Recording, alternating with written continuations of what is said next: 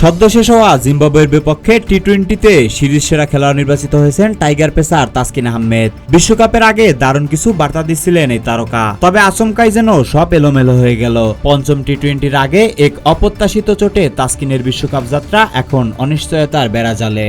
বিসিবির চিকিৎসকদের ভাষ্য অনুযায়ী মাংসপেশির চোটে ভুগছেন তাসকিন আহমেদ, আর তাতে বাংলাদেশ দলের এই পেসারের টি-20 বিশ্বকাপ খেলাই হয়ে পড়েছে শঙ্কার মধ্যে, যার ফলে চূড়ান্ত বিশ্বকাপে স্কোয়াড ঘোষণা করতে দেরি হচ্ছে বিসিবির। জল্পনা কল্পনার অবসান ঘটিয়ে আজ দুপুরে বিশ্বকাপে কারা থাকছে এই ঘোষণা দেবে নির্বাচকরা। অনিশ্চয়তার মাঝেই নতুন করে দুঃসংবাদ পেলেন তাসকিন। আসন্ন যুক্তরাষ্ট্র সিরিজে দলে থাকছে না তিনি। জানা গেছে তাসকিন যে ধরনের চোটে পড়েছে তা সেরে উঠতে প্রায় 3 সপ্তাহের মতো সময় প্রয়োজন, অথচ যুক্তরাষ্ট্রের বিপক্ষে সিরিজ আগামী 2 সপ্তাহের মধ্যে শেষ হয়ে যাবে, যার ফলে তাসকিনকে বাদ দিয়েই এই সিরিজে দল দিতে হচ্ছে বিসিবিকে। তাসকিনের বিকল্প হিসেবে এই সিরিজের জন্য ভাবা হচ্ছে আরেক পেসার হাসান মাহমুদকে। শুধু হাসান নন, যুক্তরাষ্ট্র সিরিজের জন্য বাড়তি 2-3 জন ক্রিকেটারকে দলের সঙ্গে নিয়ে যাওয়া হবে, তাদেরও সুযোগ দিয়ে দেখা হবে।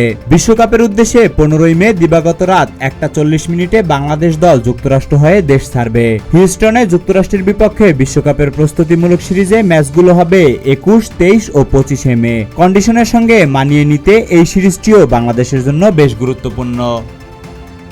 তোফায়েল আহমেদ, সবার কথা।